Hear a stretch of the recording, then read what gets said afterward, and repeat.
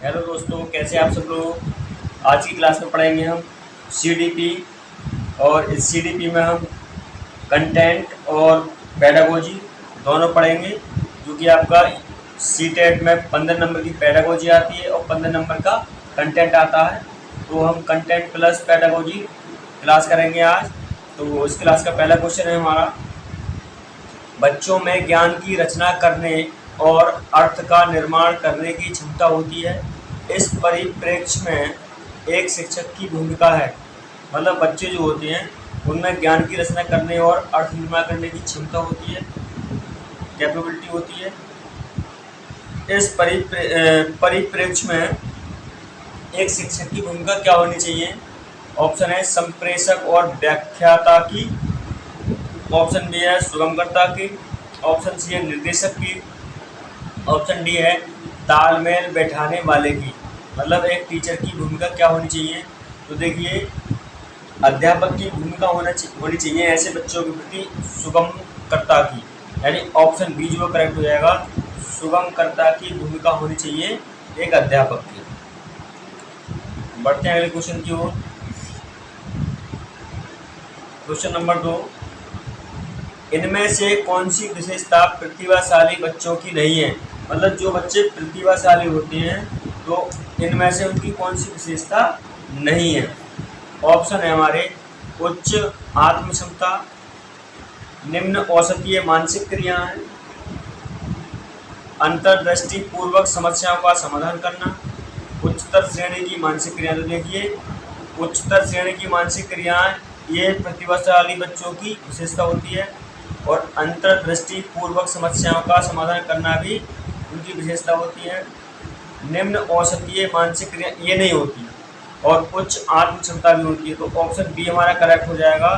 निम्न औसतीय मानसिक क्रियाएं जो है वो प्रतिभाशाली बच्चों की विशेषता नहीं होती है। क्वेश्चन नंबर 3, सामाजिक नियमों व कानूनों के विरुद्ध व्यवहार करने वाला बालक कहलाता है। जो बच्चा जो हमारे समाज के नियम और कानून होते हैं उनके अगर विरुद्ध कोई व्यवहार करेगा तो उस बच्चे को क्या कहेंगे हम, पिछड़ा बालक, मंदबुद्धि बालक, जड़बुद्धि बालक या अपराधी बालक। देखिए, उस बच्चे को कहा जाएगा अपराधी बालक, यानी बाल अपराधी या अपराधी बालक कह सकती है। तो जो बच्चा समाज के विरुद्ध या समाज के कानून और नियमों के विरुद्ध व्यवहार करेगा तो उसे हम बाल अपराधी कहेंगे, यानी ऑप्शन बी जो है करेक्ट हो जाएगा, बाल अपराधी। क्वेश्चन नंबर 4,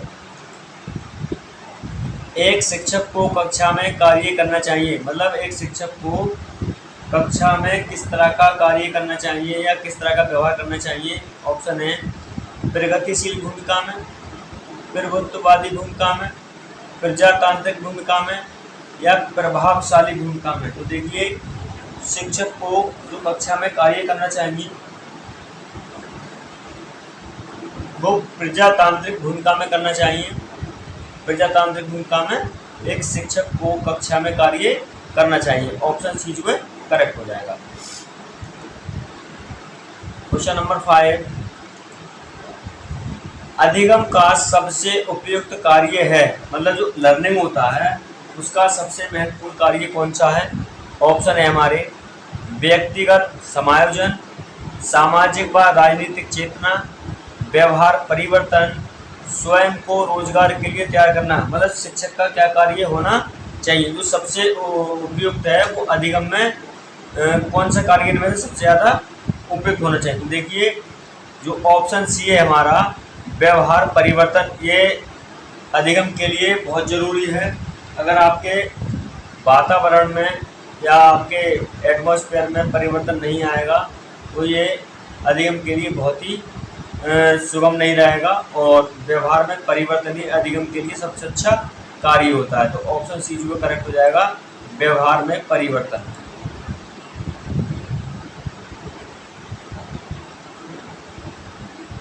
क्वेश्चन नंबर 6 की बात करते हैं। एक शिक्षक बच्चे द्वारा की गई छोटी छोटी गलतियों पर क्रोध प्रकट करता है, इंगित करता है कि, मतलब जो शिक्षक होता है जब बच्चे गलतियां करते हैं छोटी छोटी तो शिक्षक गुस्सा प्रकट करके क्या इंगित करना चाहता है? वह बच्चे का शुभचिंतक है। मतलब वह उस गुस्से को प्रकट करके ये प्रदर्शित करना चाह रहा है कि वह बच्चे का शुभचिंतक है, उसमें ज्ञान की कमी है, वह कुंठित है, वह संवेदनात्मक रूप से संतुलित नहीं है। तो क्या है? तो देखिए, कुंठित तो हो नहीं सकता, बच्चे का शुभचिंतक तो होता है कि टीचर, उसमें ज्ञान की कमी नहीं, अध्यापन में ज्ञान की कमी तो हो नहीं सकती, नहीं तो वो उस जिस विषय के पढ़ाने के लिए रखते हैं हम अध्यापक को, उस विषय का उसे पूर्ण ज्ञान होता है, पूर्ण नॉलेज होती है, तो ज्ञान की कमी तो हो नहीं सकती। अच्छा, कुंठित भी नहीं हो सकता, तो ऑप्शन डी जो करेक्ट हो जाएगा, वह संवेदनात्मक रूप से संतुलित नहीं है, यानी ऑप्शन डी जो बिल्कुल सही हो जाएगा। क्वेश्चन नंबर 7,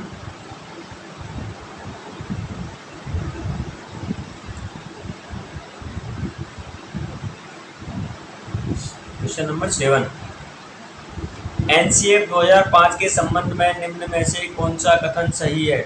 मतलब जो हमारा नेशनल क्यूरिकुलम फ्रेमवर्क है, राष्ट्रीय पाठ्यचर्या एनसीएफ 2005, तो उसमें कहा है कि एनसीएफ के संबंध में इनमें से कौन सा ऑप्शन जो है सही है? ऑप्शन है हमारे, ये भारत की विद्यालय शिक्षा के संबंध में एक संवैधानिक संशोधन है।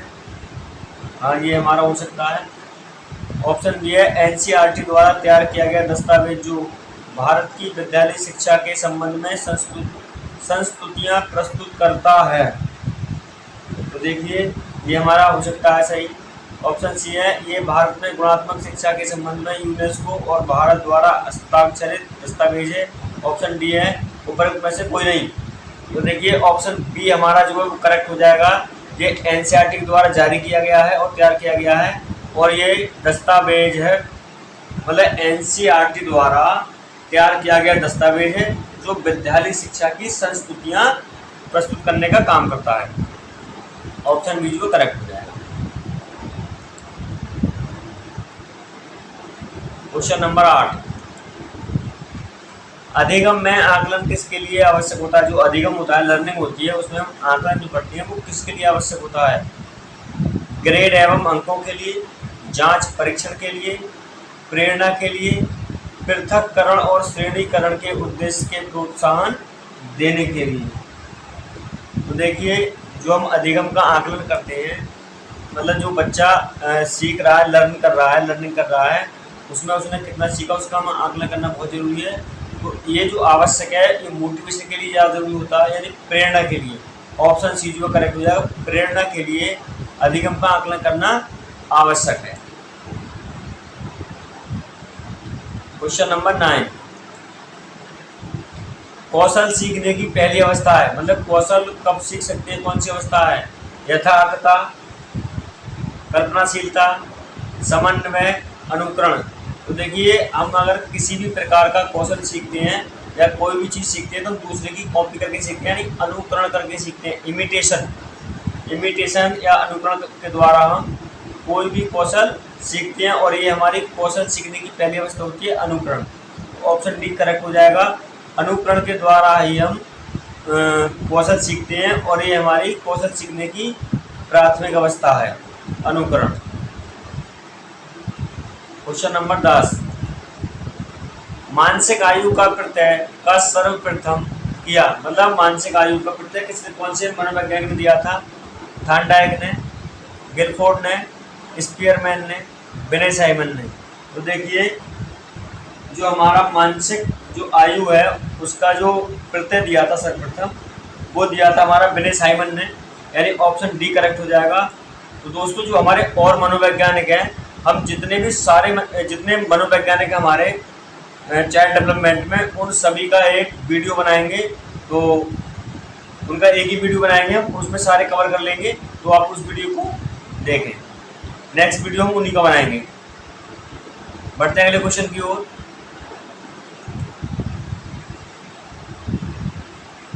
क्वेश्चन नंबर 11, शैशवावस्था के लिए उत्तम शिक्षण विधि है, मतलब जो शैशवावस्था है उसके लिए इनमें से कौन सी विधि ज़्यादा बेहतर है, ज़्यादा अच्छी है? मॉन्टेसरी विधि, खेल विधि, किंडरगार्टन विधि या ये सभी? तो देखिए जो हमारी शैशवावस्था है उसके लिए मॉन्टेसरी विधि भी अच्छी है, खेल विधि भी अच्छी है, किंडरगार्टन भी अच्छी है। तो यानी कि ये सभी विधियां जो है शैशवावस्था के लिए शिक्षण की उत्तम विधियां हैं। ऑप्शन डी जो है करेक्ट हो जाएगा। क्वेश्चन नंबर 12, प्रेरणा अनुभूतियों के संतुष्टिकरण की अवस्था तक पहुंचने और वैयक्तिक लक्ष्यों को प्राप्त करने की आवश्यकता को संबोधित करती है। ऑप्शन दिए हैं प्रभावी, भावात्मक, संरक्षण उन्मुखी, सुरक्षा उन्मुखी। तो देखिए जो प्रेरणा होती है वो जो हमारी अनुभूतियाँ होती हैं तो वो भावात्मक होता है, हमारा इमोशनली होता है, तो उसके द्वारा उसकी आवश्यकता होती है और उसे संबोधित करती है। तो ऑप्शन बी जो करेक्ट हो जाएगा, भावात्मक यानी इमोशनली। भावात्मक जो है हमारा वो सही उत्तर हो जाएगा। क्वेश्चन नंबर 13, निम्नलिखित में से कौन सा कारक अधिगम को सकारात्मक प्रकार से प्रभावित करता है? मतलब इनमें से कौन सा कारक है जो अधिगम को पॉजिटिव वे में प्रभावित करता है, यानी अपना प्रभाव डालता है?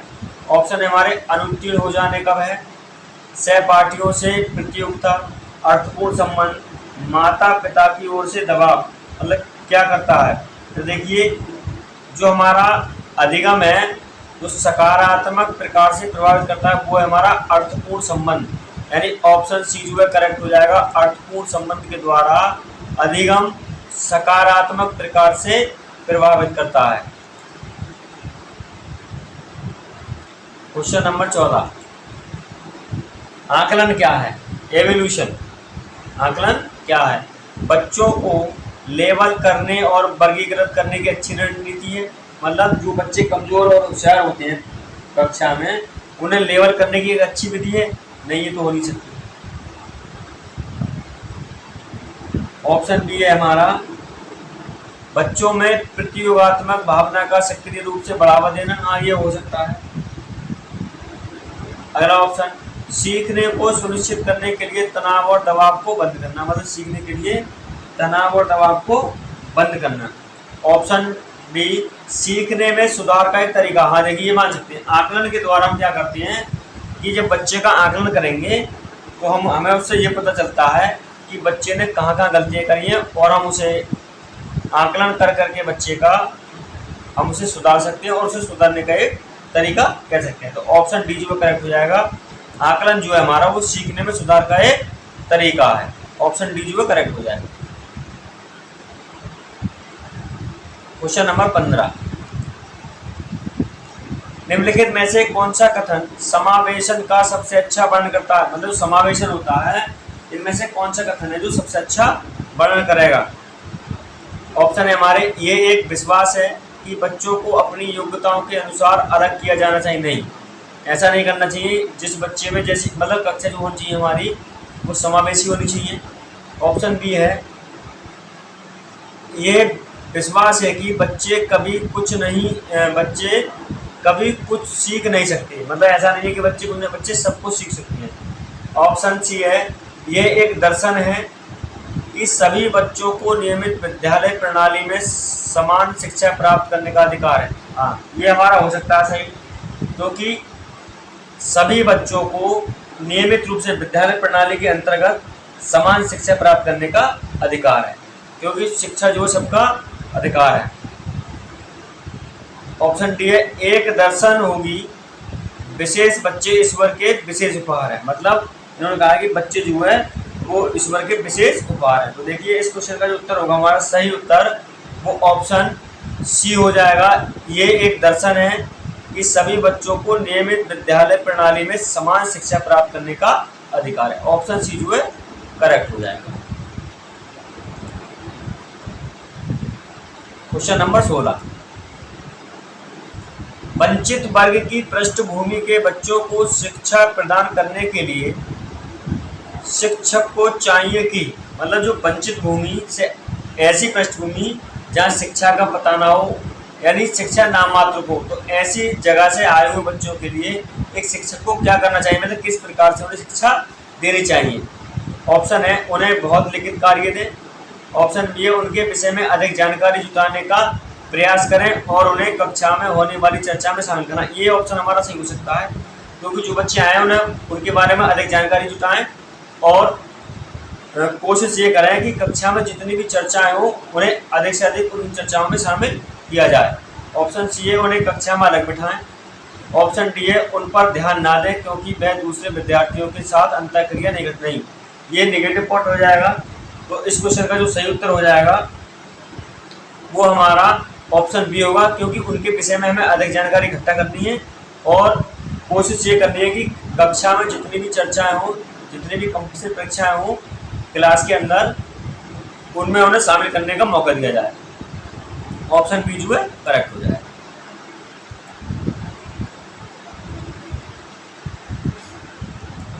क्वेश्चन नंबर 17, निम्न में से कौन सी सामाजिक रूप से वंचित की समस्या नहीं है, मतलब जो वंचित होते हैं उनकी सामाजिक रूप से कौन सी समस्या नहीं है।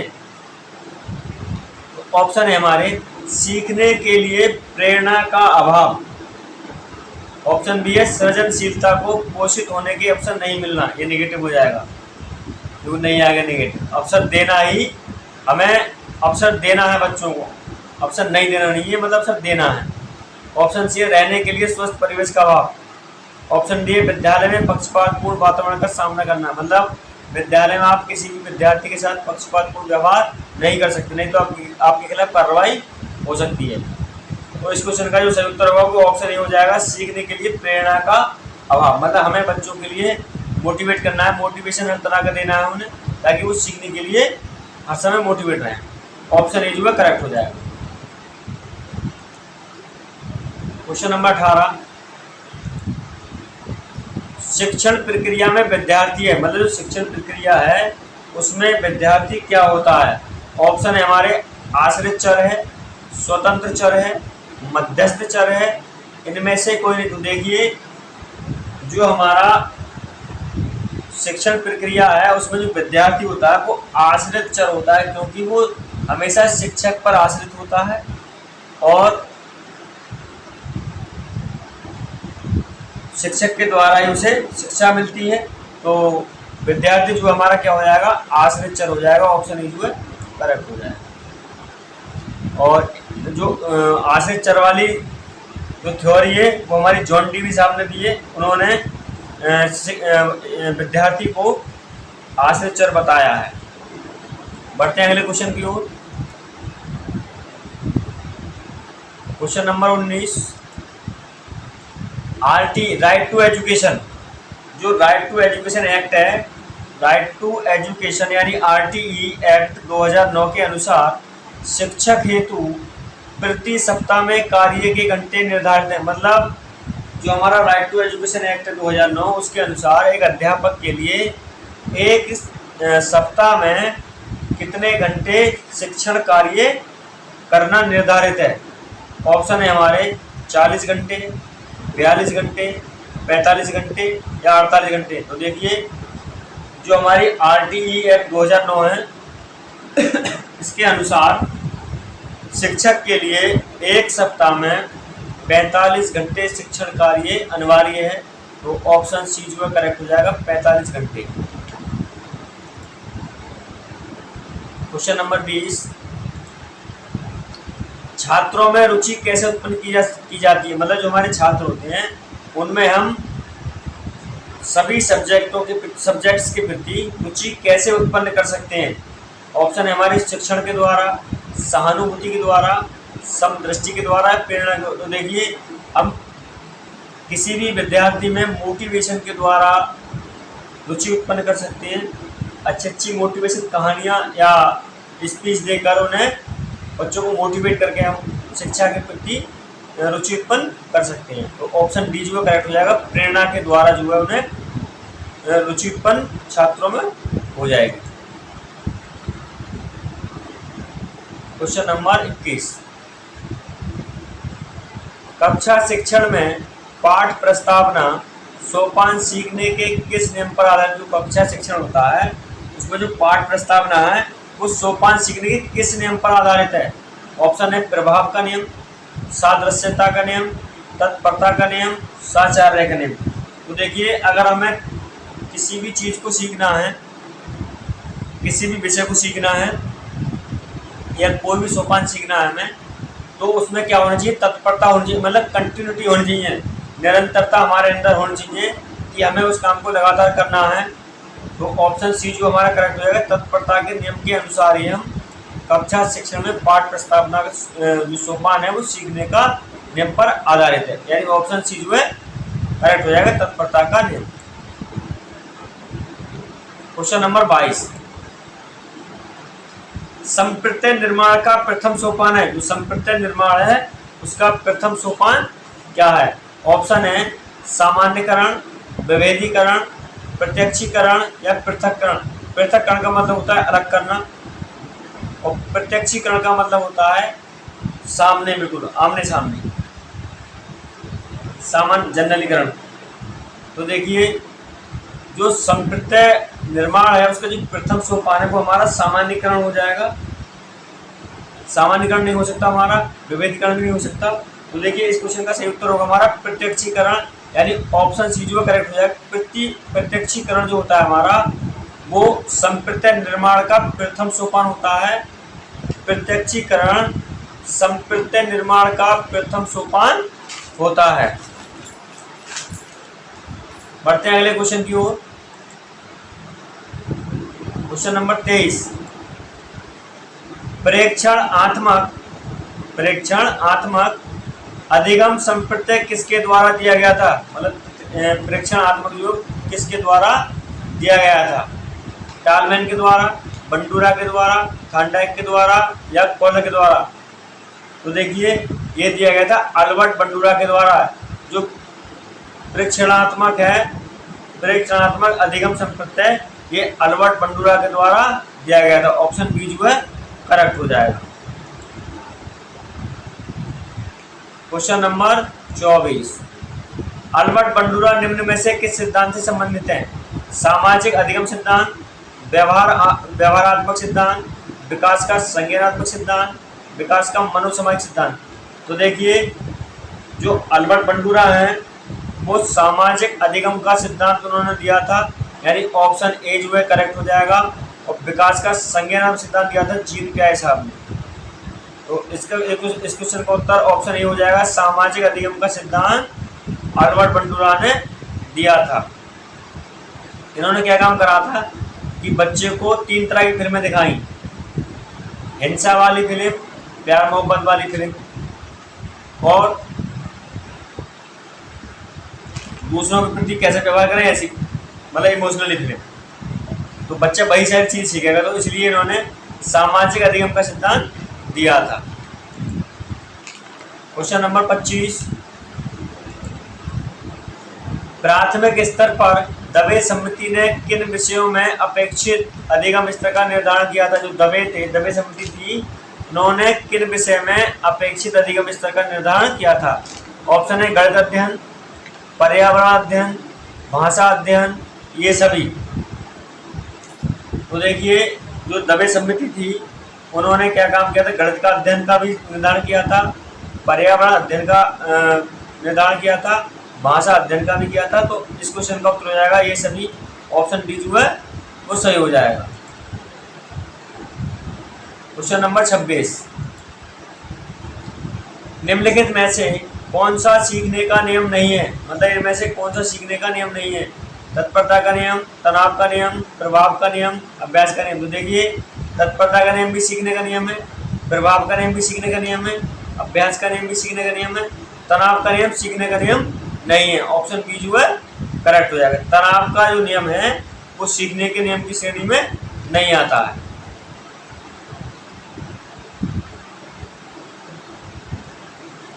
क्वेश्चन नंबर 27,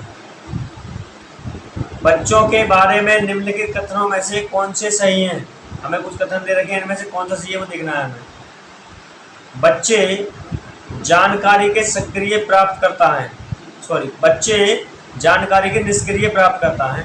तो बच्चे हमेशा जानकारी की सक्रिय प्राप्तकर्ता होते हैं, निष्क्रिय नहीं होती है। तो ये ऑप्शन तुम्हारा वैसे गलत हो जाएगा। ऑप्शन बी है बच्चे समस्या समाधान करता है। हम बच्चे जो है समस्या का समाधान जल्दी ढूंढ लेते हैं। ऑप्शन सी है बच्चे वैज्ञानिक शोध करता है, मतलब बच्चे नन्हे वैज्ञानिक होते हैं। ये बात सही है, ये बच्चे वैज्ञानिक शोध करता है। ऑप्शन डी बच्चे पर्यावरण के सक्रिय अन्वेषक हैं। हाँ, बच्चे पर्यावरण के सक्रिय अन्वेषक होते हैं, यानी एक्टिव अन्वेषक होते हैं। तो देखिए हमारे जो सही कथन होंगे वो बी सी डी है। अब देखो बी सी डी किस में है, तो ऑप्शन ए हमारा जो सही हो जाएगा B C D. Option A जो है सही हो जाएगा बी सी डी।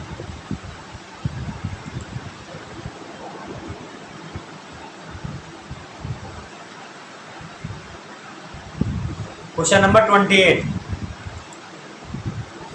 विद्यार्थियों में संप्रत्ययात्मक विकास को प्रोत्साहित विद्यार्थियों में संप्रत्ययात्मक विकास को प्रोत्साहन देने के लिए निम्नलिखित में से कौन सी विधि सबसे प्रभावी होगी।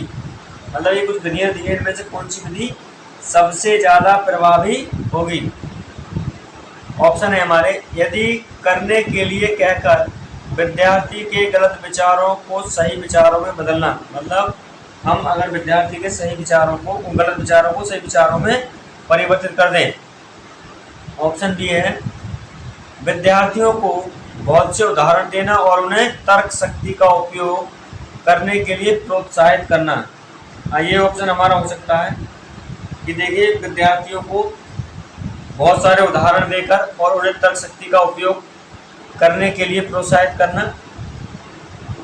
ये ऑप्शन हमारा सही हो सकता है। देखते हैं अगले ऑप्शन क्या है इसके। ऑप्शन सी है जब तक विद्यार्थियों में वांछित संप्रत्ययात्मक परिवर्तन ना हो जाए तब तक दंड का उपयोग करना। नहीं, आप किसी विद्यार्थी को दंड तो दे नहीं सकते। ऑप्शन डी है पुराने प्रत्ययों से किसी संदर्भ के बिना नए प्रत्ययों को अपने आप समझ आने। देखिए जो पुराने प्रत्यय और नए प्रत्यय होते हैं तो उन्हें एक स्टूडेंट कैसे वेरीफाई कर पाएगा, वो समझ नहीं पाएगा कि नया कौन सा है पुराना कौन सा है। तो इस क्वेश्चन का जो सही उत्तर होगा वो ऑप्शन बी हो जाएगा, विद्यार्थियों को बहुत से उदाहरण देना और उन्हें तर्क शक्ति का उपयोग करने के लिए प्रोत्साहित करना। मतलब बच्चे को हमें इनकरेज करना है, डिस्करेज नहीं करना है। तो जहाँ प्रोत्साहित आ जाए ये पॉजिटिव टैग वर्ड है हमारा, तो ऑप्शन बी जो हमारा बिल्कुल ये करेक्ट हो जाएगा। क्वेश्चन नंबर 29, कोई शिक्षिका अपने विद्यार्थियों को अध्ययन करने हेतु आंतरिक रूप से उत्प्रेरित करने के लिए कैसे प्रोत्साहित कर सकती है। मतलब उन्हें इंटरनली हमें मोटिवेट करना है तो हमें कौन सा उपाय उसमें करना चाहिए या कौन कौन से मोटिवेशन देने चाहिए या किस तरह से हमें उत्प्रेरित उन्हें करना चाहिए। ऑप्शन है हमारे प्रतियोगात्मक परीक्षण से, व्यक्तिगत लक्ष्य निर्धारण करने और उनमें निपुणता पाने में उन्हें मदद देकर, साफ सफाई पढ़ने वाले इनाम देकर जैसे टॉफी, उनमें चिंता का डर पैदा करके। मतलब बच्चों में डर तो पैदा हम कर नहीं सकते, तो देखिए हम उनमें कैसे कर सकते हैं, उन्हें हम बच्चों को हम इंटरनली रूप से उत्प्रेरित कैसे कर सकते हैं, मतलब उत्प्रेरित करने के लिए इनकरेज कैसे कर सकते हैं। तो व्यक्तिगत रूप से क्या करेंगे, व्यक्तिगत लक्ष्य निर्धारित करेंगे उनका और उनमें निपुणता पाने में उन्हें मदद देकर। मतलब ऑप्शन बी जो हमारा करेक्ट हो जाए। क्वेश्चन नंबर 30, मनोवैज्ञानिक का शिक्षा के क्षेत्र में सबसे बड़ा योगदान है। मनोवैज्ञानिक का शिक्षा के क्षेत्र में सबसे बड़ा योगदान क्या है। विषय केंद्रित शिक्षा, शिक्षक केंद्रित शिक्षा, क्रिया केंद्रित शिक्षा या बाल केंद्रित शिक्षा। तो देखिए मनोवैज्ञानिक का शिक्षा के क्षेत्र में सबसे बड़ा जो योगदान है वो बाल केंद्रित शिक्षा होनी चाहिए, यानी ऑप्शन डी जो बिल्कुल करेक्ट हो जाएगा। बाल केंद्रित शिक्षा जो है वो होनी चाहिए मनोवैज्ञानिक शिक्षा के क्षेत्र में, ये सबसे बड़ा योगदान रहा है। तो दोस्तों यदि आप हमारे चैनल पर नए हैं तो चैनल को सब्सक्राइब कर लीजिए और बेल आइकन जरूर प्रेस करें ताकि जो भी वीडियो हम अपलोड करें उसका नोटिफिकेशन सबसे पहले आपके पास पहुंचे। और वीडियो को अधिक से अधिक लोगों में शेयर कीजिए, कमेंट कीजिए